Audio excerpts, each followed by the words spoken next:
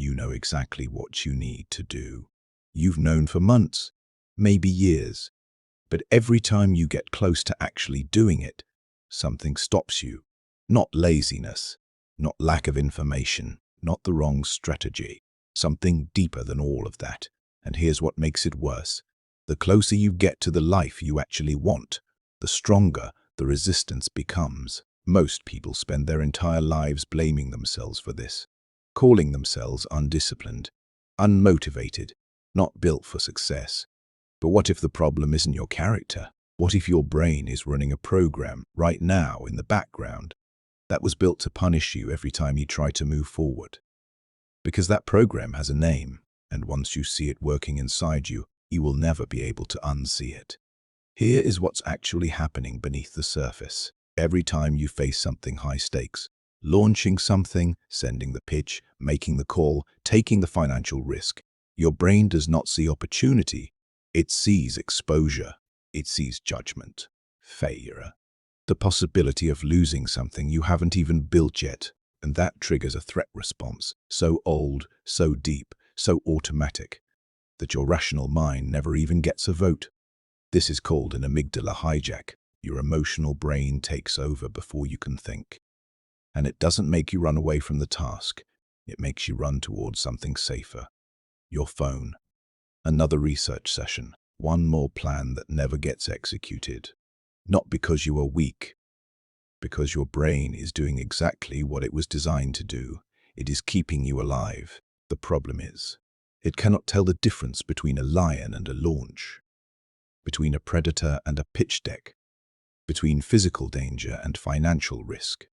Your nervous system treats them the same, and so it pulls you back every single time, right before something real might happen. But here is where the trap becomes a cage. The moment you avoid the thing, you feel relief. And relief is not neutral. Relief is a reward. Your brain registers it and files it away. Avoid this. Feel better. It happens again. The reward fires again. The pattern deepens. What you are not building in those moments is discipline. What you are building is a trained, automatic response that activates every time wealth gets close. Psychologists call it the avoidance loop, but in the context of money, it functions as something else entirely. It functions as a financial ceiling, not one imposed by the market, not by your education, not by your circumstances, one installed quietly by your own nervous system. Every time you chose relief over risk, stay with this. What comes in the next 2 minutes is the part most people never hear. In 1997, psychologist Tim Pychyl ran a study that would reshape how researchers understood human avoidance behavior. He equipped students with pagers. This was before smartphones existed, and contacted them multiple times a day in the week leading up to a major deadline. Each time, he asked them one question: what are you doing right now and why? What he found was not laziness. What he found was pain avoidance. Students weren't avoiding the work because they didn't care. They were avoiding it because sitting with the task felt genuinely uncomfortable. So they replaced it with something that felt manageable, something with no stakes, something that gave them a small, clean hit of relief. And early in the week, they justified it perfectly. I work better under pressure. I just need to get into the right headspace. Tomorrow I'll be ready.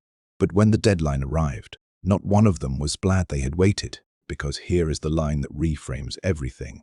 You are not avoiding the work. You are avoiding how you imagine the work will feel. And your brain is wrong about that feeling almost every time. The task is never as threatening as the anticipation of the task. But the avoidance loop doesn't care about accuracy. It only cares about speed.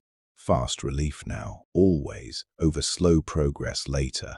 Now consider what this does to a life, not to a deadline, to a financial life. Because the same loop that kept those students from writing their papers is the same loop keeping people from building wealth. The email to the potential investor never gets sent. The business stays a note in a journal for 6 years. The salary negotiation gets postponed again. And the person doing all of this does not look like someone who is avoiding. They look busy. This is what makes the avoidance loop so dangerous in the context of money. It is almost always disguised as productivity. You are reading about the thing instead of doing the thing, planning the launch instead of executing it, perfecting the offer instead of putting it in front of someone who could pay for it. Every one of those activities feels like progress. None of them move the number. And somewhere underneath the busyness, the nervous system is quietly, efficiently rewarding you for staying exactly where you are. There is a version of you that knows this is true. Ask yourself this honestly. How many times have you had the idea, felt the pull, and then found something else to do?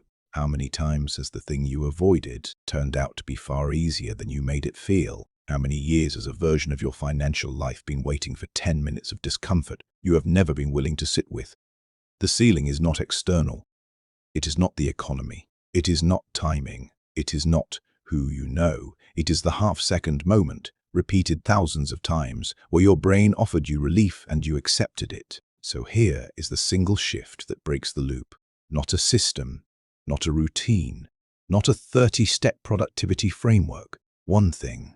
When you feel the pull toward avoidance, toward the scroll, the research, the reorganizing of things that don't need reorganizing, you name what is actually happening. Out loud if you have to. My brain is offering me relief right now because it has registered this task as a threat. But naming interrupts the automatic sequence. It takes the process from unconscious to conscious, and then you do 10 minutes. Not the whole thing, not the perfect version, not when you feel ready. 10 minutes, badly if necessary. Because the goal is not completion. The goal is interruption. One interrupted loop begins to weaken the pattern. 10 interrupted loops begins to rewire it. The relief your brain has been chasing, you will discover it was never as satisfying as the moment you moved in spite of it. Your brain was built to protect you, but protection and wealth do not share the same instinct. Every ceiling you have ever hit, every version of almost that never became actually.